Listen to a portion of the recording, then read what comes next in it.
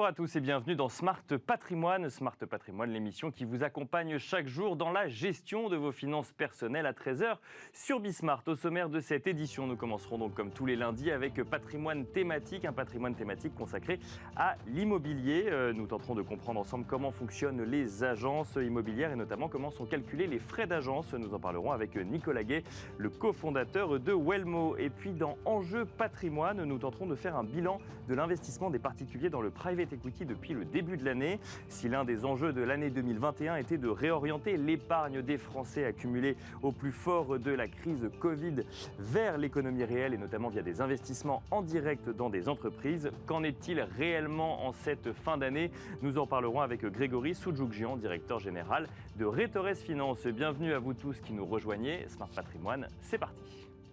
Patrimoine thématique en partenariat avec l'Anacofi.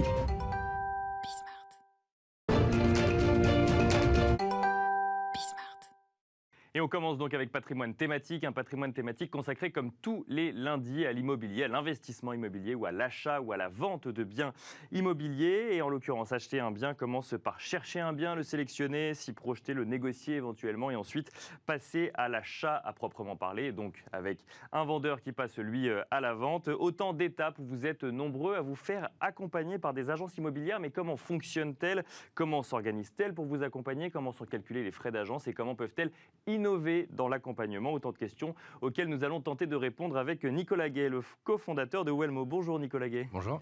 Bienvenue sur ce plateau. Alors Wellmo, c'est un choix assez audacieux, c'est une agence 100% en ligne. Pourquoi ce choix d'accompagner de manière 100% digitale les entreprises? Les particuliers et les investisseurs. Ouais, les besoins ont évolué. On a créé Wellmo en mars 2016. Partant d'un constat que 3 vendeurs sur 4 tentaient de vendre sans intermédiaire pour éviter les agences immobilières pour 3 raisons: des commissions d'agences jugées beaucoup trop élevées, un manque d'innovation et un manque de transparence. D'accord. Et en fait, le 100% digital permet de pallier à ça, d'avoir une réduction de coûts, d'apporter une nouvelle expérience client grâce à la digitalisation, d'apporter un process de vente beaucoup plus fluide, beaucoup plus transparent et beaucoup plus efficace à la fois dans la vente immobilière et donc au résultat quand on accompagne les vendeurs et les acheteurs, mais aussi dans le travail au quotidien de nos agents immobiliers. Alors le coût, on va en parler, mais juste avant, ce choix 100% digital, alors même qu'on doit acheter un bien physique, comment est-ce qu'on fait cohabiter ce besoin de visiter un bien, de rencontrer potentiellement un vendeur ou même de se sentir bien dans ce bien et d'un autre côté d'avoir une expérience digitale dans la recherche du bien en question? Alors aujourd'hui, il faut comprendre à peu près comment fonctionne ou quel est le rôle d'une agence immobilière, quelles sont ses étapes. Il y a à peu près une dizaine d'étapes dans le processus de vente qui commence déjà par l'élaboration du projet de vente du propriétaire, de lui expliquer les différentes étapes qui passent par l'estimation immobilière, par la prise de photos, la rédaction d'annonces, la publication, la validation des plans de financement, répondre aux appels, aux mails, organiser les visites, la négociation, bref, une multitude de choses. Bien sûr. Donc déjà, un projet de vente, ça se prépare, sinon ça peut vite tourner à la catastrophe, pas de vente ou une vente, mais avec un prix quand même assez à la baisse. Aujourd'hui, pour faire une estimation immobilière, vous avez besoin de faire une étude comparative par rapport aux biens qui ont été vendus par le passé, par rapport à la concurrence d'aujourd'hui et par rapport à beaucoup de data. Donc tout ça, c'est grâce à le digital. On peut visiter un bien virtuellement. Aujourd'hui, nous ne sommes plus forcément obligés de se déplacer. Idem pour même quand on veut faire une estimation, quand on est un professionnel de l'immobilier et qu'on veut faire une estimation, là pour le coup, on est quand même obligé d'aller voir le bien. Alors vous pouvez voir le bien, mais vous pouvez le voir à distance, virtuellement. Dans un premier temps, ce qu'on fait en tout cas chez Wellmo, c'est on communique une fourchette de prix haut, moyen et bas, en fonction de différents critères du bien, la surface, nombre de pièces, l'état. Sachant que certains éléments sont assez subjectifs vis-à-vis du propriétaire. C'est ce que j'allais dire, effectivement, l'état notamment, ça peut être le propriétaire aura toujours tendance à améliorer finalement un petit peu ou à embellir la réalité, non? C'est le rôle de nos agents immobiliers de faire quand même la part entre ce qui est dit et ce qui est ressenti. Et donc, à cet effet, on propose aux propriétaires de réserver un rendez-vous en ligne avec nos agents immobiliers pour faire une visio et pour affiner cette estimation immobilière-là. Donc toujours 100% digital, il n'y a personne qui se déplace dans l'appartement en question? En tout cas, nos process sont organisés pour que nos agents immobiliers peuvent vendre un bien totalement à distance et déléguer les visites aux propriétaires. Sachant que souvent, les propriétaires peuvent dire « je n'ai pas le temps ». En réalité, c'est de réceptionner les appels, les mails, filtrer, valider le plan de financement et organiser les visites. Maintenant, non, vous n'avez pas forcément besoin de vous déplacer pour estimer un bien immobilier. Nos agents peuvent le faire, mais après maintenant 5 ans d'existence, lorsqu'on compare des estimations immobilières que nous avons faites à distance, en visio, avec l'ensemble de la data que nous possédons, versus une estimation immobilière via une agence de quartier, bien souvent nos résultats sont beaucoup plus précis et justes à distance, en visio. Et alors, je m'attendais à ce que vous me disiez qu'au moins ça n'avait pas de différence. Pourquoi ce serait plus précis à distance? Parce qu'on est plus précis dans les questions qu'on pose, on va plus loin, on se base moins sur son ressenti? Aujourd'hui, vous n'avez plus forcément la nécessité de vous déplacer physiquement pour regarder un bien immobilier. En général, vous connaissez déjà la géolocalisation. On demande des photos au préalable. On fait de la visite virtuelle avec une technologie qui s'appelle Matterport, qui est une modélisation en 3D du bien immobilier, où vous pouvez exactement trouver la mesure d'un point A à un point B. Bref, on a suffisamment d'éléments pour pouvoir déterminer un prix juste. Mais le 100% en ligne, ça ne s'arrête pas uniquement à l'estimation immobilière. Ça peut aller dans la prise de rendez-vous en ligne pour pré-réserver un rendez-vous, mais en tout cas une visite, dans l'automatisation des feedbacks d'après-visite, dans la confirmation des visites qui se font automatiquement par mail en disant au propriétaire vous avez une visite à telle date, telle heure, avec telle personne, donc un maximum de transparence. Et en fait, la digitalisation permet déjà d'automatiser des tâches chronophages d'un agent immobilier.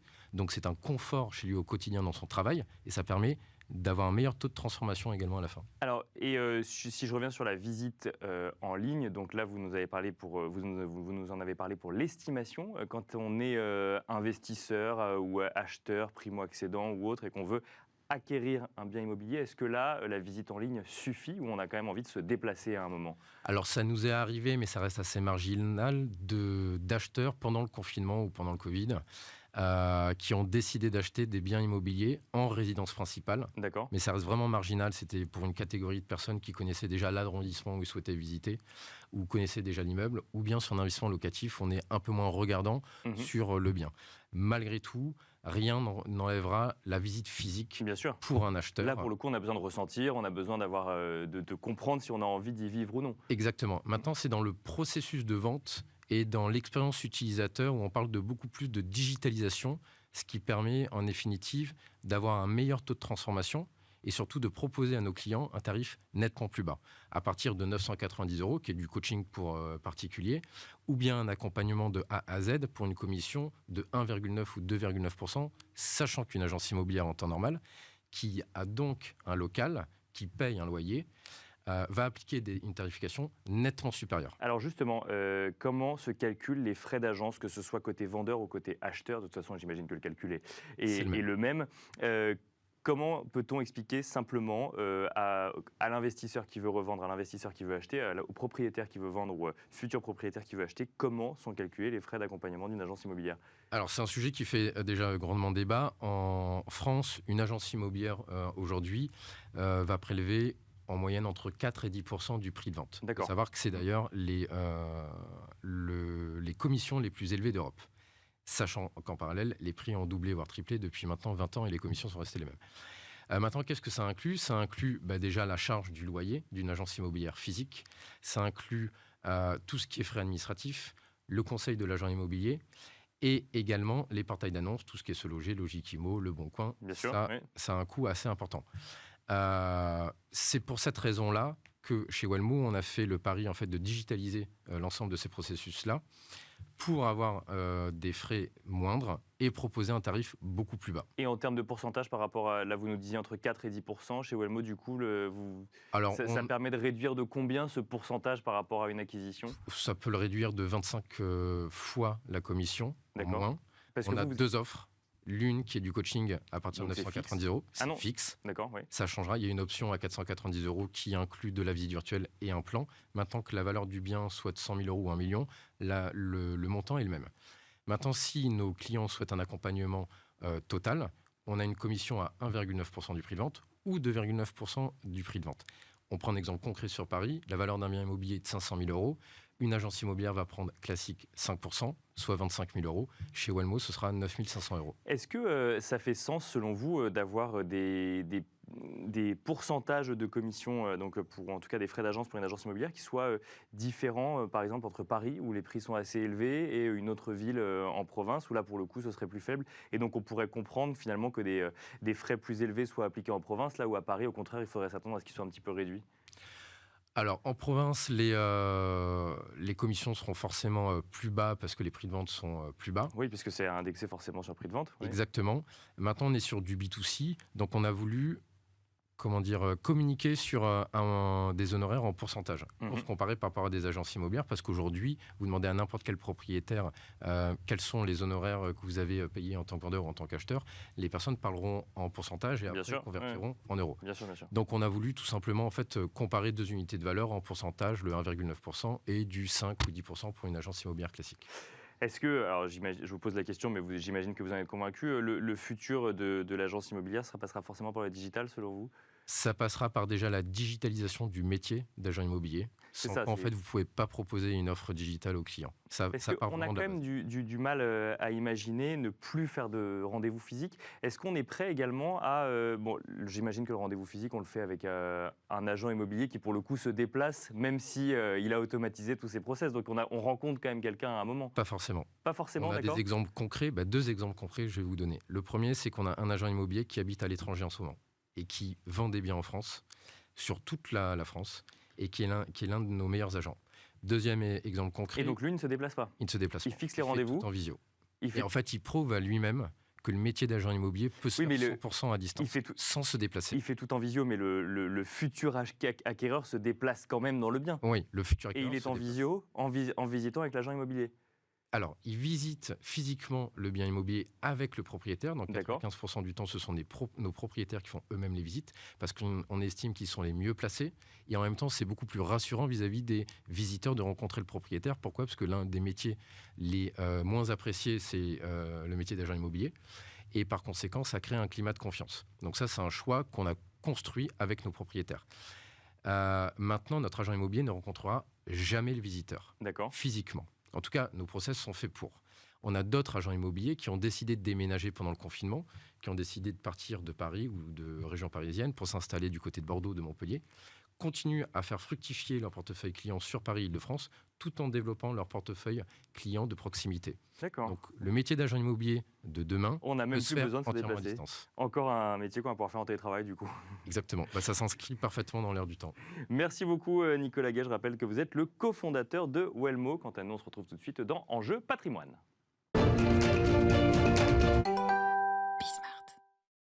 Et on enchaîne à présent avec Enjeu Patrimoine. L'un des grands enjeux de ce début d'année 2021 était d'orienter l'épargne des Français accumulée durant la crise sanitaire vers l'économie réelle et le financement des entreprises. Où en est-on aujourd'hui alors que l'année touche à sa fin? Nous avons le plaisir de recevoir pour en parler Grégory Soudjougjian, le directeur général de Rétorès Finance. Bonjour Grégory Soudjougjian. Bonjour Nicolas. Bienvenue sur ce plateau. Alors l'année 2021 touche à sa fin. Bon, il reste encore quelques semaines, mais elle touche à sa fin. Quels sont les constats que vous faites à propos de la gestion de l'épargne des Français sur cette année?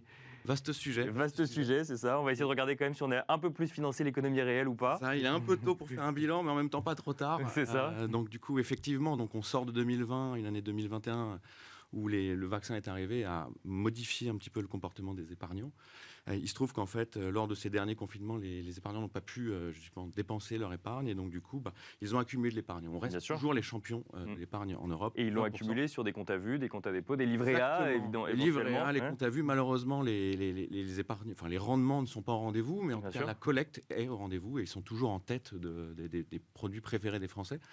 Donc aujourd'hui, on sent des prémices, en revanche, sur des comportements des épargnants qui semblent flécher leur épargne différemment. D'accord. Avec des thèmes, flécher leur épargne pour avoir plus de capitaux à horizon 10-15 ans, pour répondre à une problématique d'érosion monétaire, problématique retraite, flécher leur épargne aussi vers le monde réel, l'économie réelle, flécher leur épargne aussi vers des thèmes.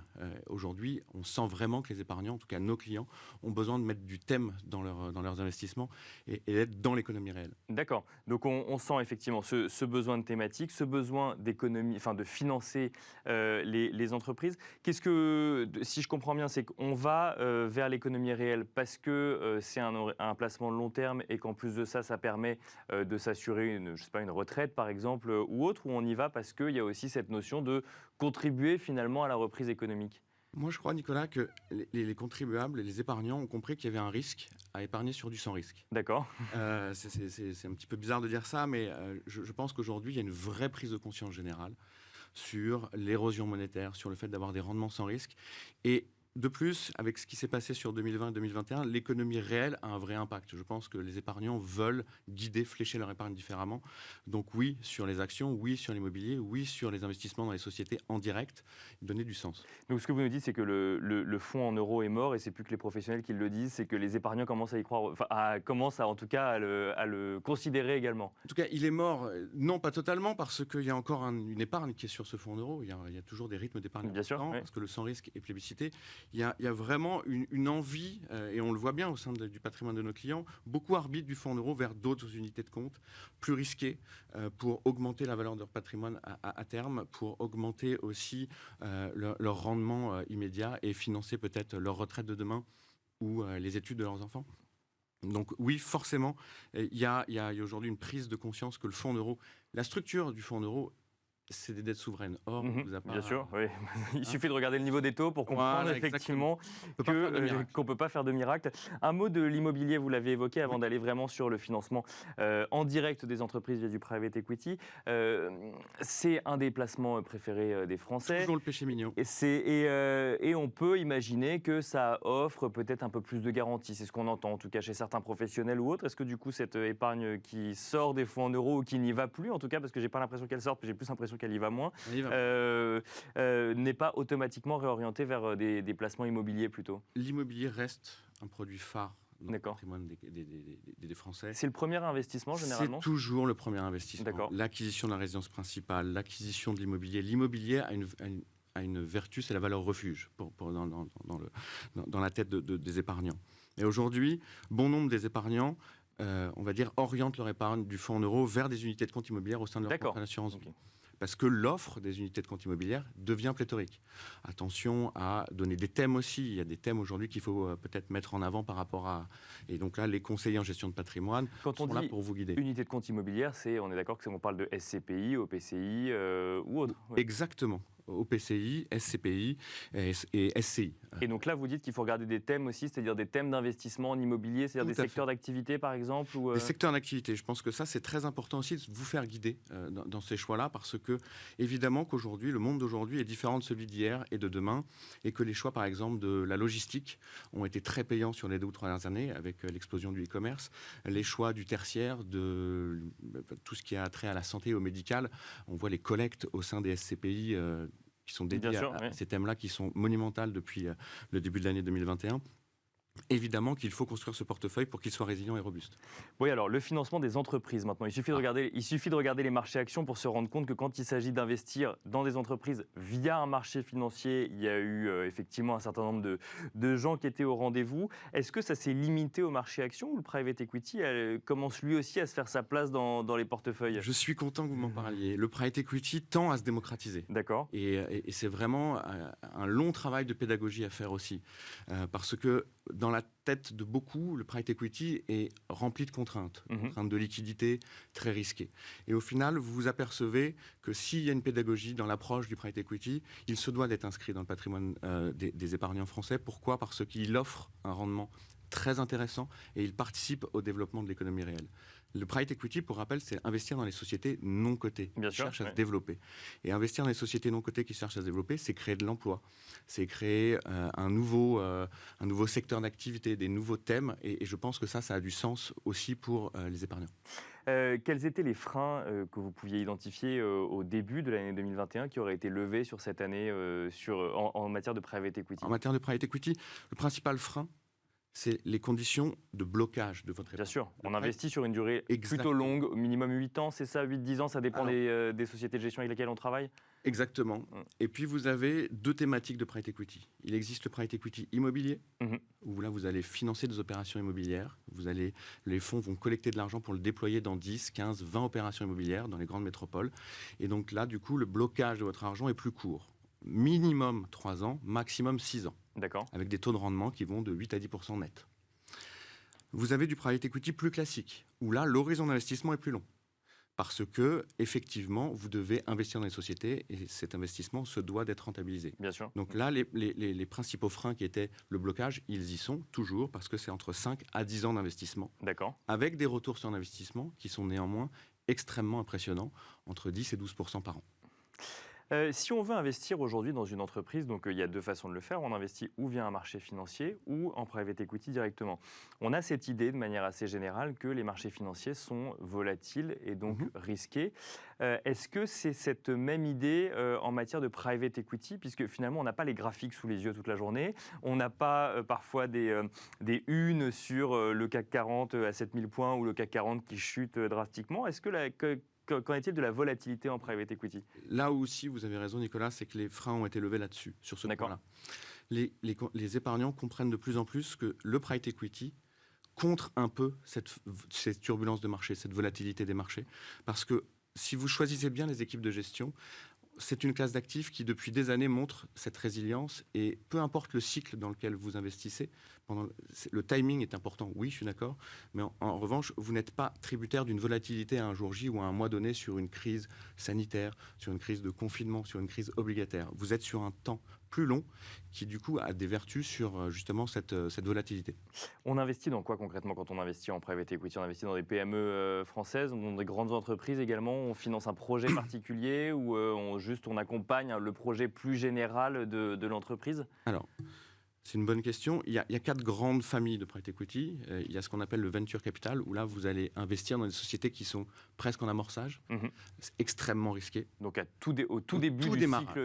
cycle de vie de l'entreprise. Exactement, c'est très risqué, avec des taux de chute importants, mais aussi parfois des très très belles histoires.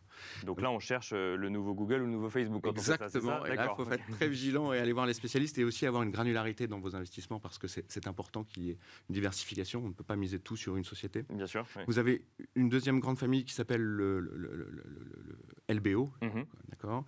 Une deuxième qui c'est de la croissance et la troisième qui s'appelle le recovery, où là vous investissez dans les sociétés qui sont en difficulté et vous espérez, avec les financements que vous injectez, pouvoir retourner la société et la faire devenir désormais plus rentable. Les deux classes d'actifs les moins risquées sont celles que j'ai précitées en deuxième et en troisième, à savoir le private equity de croissance et de LBO. Qui sont, elles, du coup, moins risquées parce qu'on est sur un rythme de croisière de l'entreprise. On n'est ni au début, ni potentiellement sur des difficultés. Et donc, ça permettrait d'avoir un petit peu moins de risque sur ces sociétés. Ça reste risqué quand même, Ça reste risqué. Ce sont des sociétés qui sont matures, en tout cas, qui ne sont pas en amorçage, qui ont des projets d'investissement, de projets de croissance externe, des projets de développement, d'acquisition. Et aujourd'hui, vous investissez dans des sociétés qui sont déjà établies, moins risquées, certes. Néanmoins, vous investissez sur des actifs risqués dont les capitaux ne sont pas garantis. Vous nous avez parlé de thématiques d'investissement également, ou en tout cas, on veut choisir une thématique. Il y en a une, moi, qui me vient en tête, qui n'est même plus forcément une petite thématique ou une thématique et qui tend à devenir la norme dans l'investissement. C'est tout ce qui est investissement socialement responsable ou investissement à impact, effectivement, puisque selon les termes envisagés, les réalités ne sont pas exactement les mêmes. C'est quelque chose dont vous avez vu cette montée en puissance encore sur l'année 2021 sur ces sujets-là? Incroyable. Ouais. Ça ne peut pas être... du point de vue même des investisseurs, tout à fait. Une demande des investisseurs quand ils passent la porte de votre bureau qui vous disent maintenant je veux faire de l'ISR? Tout à fait. C'est une demande aujourd'hui. Alors, et ce n'est pas une question de génération. Ce n'est pas des générations de la nôtre. Hein. Bien sûr. C'est aussi celle de nos parents et de nos grands-parents qui nous disent je veux un monde meilleur demain, je veux être sûr que les sociétés dans lesquelles j'investis, les fonds dans lesquels j'investis, raisonnent avant d'investir et veulent donner un impact. Donc oui, vous avez les labels ESG, vous avez les labels ISR, vous avez aussi aujourd'hui des plateformes qui vous donnent accès à des investissements qui sont en accord à 100% avec les accords environnementaux, où vous avez exactement l'impact de votre investissement à l'instant T. Donc que ce soit un impact environnemental, un impact climatique, un impact sur la parité, hommes-femmes. Il y a énormément aujourd'hui de sujets qui sont traités et qui sont importants et nos épargnants, nos clients nous demandent de mettre ce thème-là dans les portefeuilles. D'accord. Et même, par exemple, pour le coup, si je reviens au private equity, ça veut dire qu'on peut faire de l'investissement direct en entreprise ISR, parce que en fait, l'ISR, on comprend la thématique générale. Quand on veut investir, on comprend qu'on peut investir dans des fonds. Mais si jamais j'investis dans une PME française qui fait des bouchons de stylo, par exemple, j'ai du mal à comprendre en quoi c'est ISR ou en quoi ça n'est pas ISR.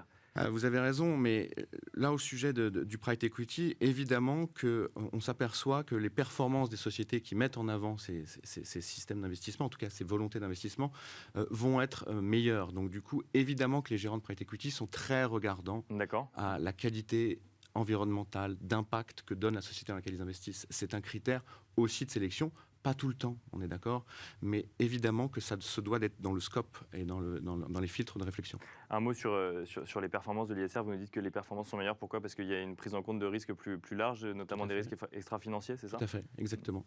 C'est exactement ça. Et aujourd'hui, après, il y a aussi le fait que tout le monde demande cette thèse-là. Il y a énormément d'investissements qui sont faits. Je prends des fonds aujourd'hui qui investissent sur la clean energy ou sur l'eau. Évidemment que ce sont des thèmes majeurs. On ne peut pas se passer dans un portefeuille d'un de nos clients de ces thèmes-là aujourd'hui. Et des investissements colossaux vont avoir lieu cette année, dans les années à venir, ce qui fait qu'il y aura de toute façon une croissance sur ce secteur. Bon alors du coup, on a tenté de faire un premier bilan de 2021. On a évoqué ces fonds en euros qui sont moins à l'ordre du jour, avec potentiellement une réorientation vers des unités de compte immobilières. On a parlé de l'investissement dans les entreprises via marché financier ou surtout via private equity. On a parlé de l'ISR. Est-ce qu'il y a d'autres grandes tendances qu'il faut mentionner sur ce pré-bilan 2021 quelque chose que vous avez vu effectivement tout au long de cette année? Tendance, peut-être pas. Tendance de fond, non, mais peut-être des prémices. D'accord. Il y a quand même quelques épargnants depuis quelques trimestres qui nous disent les cryptos. Ah, ils viennent vous voir pour les crypto-monnaies, est-ce que vous savez en faire? Donc, évidemment, c'est dans les tribunes des médias, ça fait la une de tous les médias financiers et même autres que financiers, avec des croissances du Bitcoin et de l'Ethereum. Bien sûr, oui. Mais c'est amusant qu'ils viennent vous voir, vous, et qu'ils ne le fassent pas directement sur une plateforme. C'est compliqué encore. Ouais. Tout le monde peut y avoir accès. Mais je parlais des générations, la nôtre, celle de nos parents ou autres. C'est difficile, il faut ouvrir un compte. Et eux aussi viennent... Bien sûr. D'accord. Ouais. Bien sûr. Et il faut ouvrir un compte, avoir un compte à l'étranger, il faut garder ses codes. Pour eux, c'est nébuleux. Ils se disent juste comment faire. Et donc, évidemment que ce sont des questions. Être spécialiste, aujourd'hui, nous ne le sommes pas. On peut apporter quelques conseils. Néanmoins, on se rapproche de spécialistes. D'accord. Et on voit bien qu'aujourd'hui... Donc, c'est pas un no-go pour vous? Ah non, pas du tout. D'accord. Pas du tout. Et on est même plutôt dans le go. D'accord. Le no-go, parce que nous sommes en train d'essayer de faire référencer des fonds de cette thématique-là au sein des contrats d'assurance vie de nos clients. On va y arriver. Et il en existe deux aujourd'hui. Un qui est destiné à des investisseurs plus professionnels, où le ticket d'entrée sera important, et l'autre plus retail, où le ticket d'entrée sera moins important. Mais ça va être possible, et je pense que ça va se démocratiser très grandement. Eh ben, vous viendrez nous en parler quand ce sera... Avec grand plaisir. Quand ce sera fait, effectivement, des fonds crypto-monnaies en assurance vie, effectivement. Attention à la volatilité. Attention à la volatilité, exactement. Il faudra voir effectivement quels sont les pourcentages qu'on y met. Merci beaucoup, Grégory Soudjougjian, d'être venu faire avec nous un pré-bilan de cette année 2021 en matière d'investissement, avec un focus sur le private equity. Je rappelle que vous êtes le directeur général de Retores Finance. Merci à vous également de nous avoir suivis, et je vous donne rendez-vous demain pour un nouveau numéro de Smart Patrimoine.